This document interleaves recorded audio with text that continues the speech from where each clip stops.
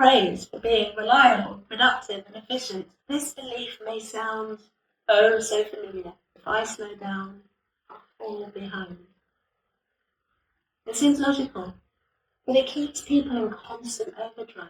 And in today's video, I'll walk you through a belief shift that I made in my own life that slowing down moves me forward. And I'll show you the difference this made and how you can apply it too. We'll break this down line by line and give practical examples. The first one is a few years ago, I was juggling so many different roles in my business. I was saying yes to everything, answering every email quickly and staying visible. It looked like success, but I was operating at a flat out level. It just wasn't sustainable. And the belief driving that behaviour, if I slow down, I'll lose momentum. Others will take the opportunity. I won't be seen as reliable. I'll lose everything that I've built. Then I got sick. And I tried to push through, as I had always done in my corporate career. But I eventually had to concede that I just had to rest.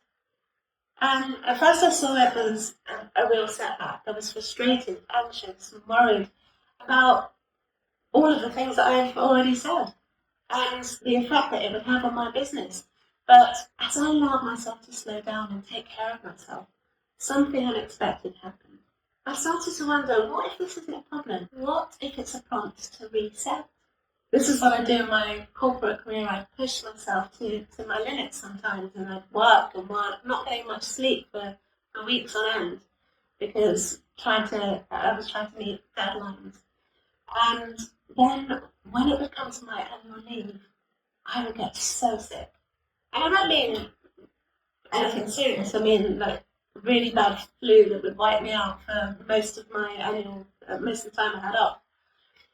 And that was my body knowing, once I had stopped the adrenaline, stopped the cortisol of this pushing all the time, when my body realised that I was slowing down, it just completely realised, okay, it's safe for me to get sick. Which is a bit of a weird thing to say, but that's generally what happened. And I would end up spending, like my body would be recovering on my holidays. So all of these things were going round in my head. In that forced pause, nothing collapsed, clients stayed, opportunities waited, and then I gained clarity. I realised my value wasn't tied to output.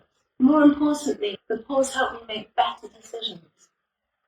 Slowing down didn't hold me back, it helped me focus. So now check in with yourself.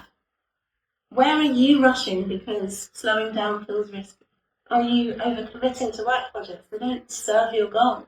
Is your calendar filled with tasks that feel urgent but not important? Or are you maintaining relationships or routines out of obligation rather than desire? And what would shift if you slowed down by 10%? You don't have to stop, just reduce the intensity slightly. If 10% feels too much, what about 5%, 2%? So here's how this belief showed up in my language before. I just need to get through this week. I'll rest after X is done. I can't afford to stop now. After, rest helps me perform. I manage my energy, not just my time. If it compromises well-being, it's not sustainable. It's a practical change, not a mindset gimmick. If this belief applies to you, consider testing a new one. What happens when you slow the pace by just a fraction? And this is the kind of work we do inside the Purposeful Path. We uncover defaults, programming, challenge it, and replace it with choices that actually support where you want to go. You'll find the link in the description if this is of interest to you. And if this video helped you, like, subscribe, or drop a comment with a belief that you're shifting, because it might help someone else too. And I'll see you in the next video.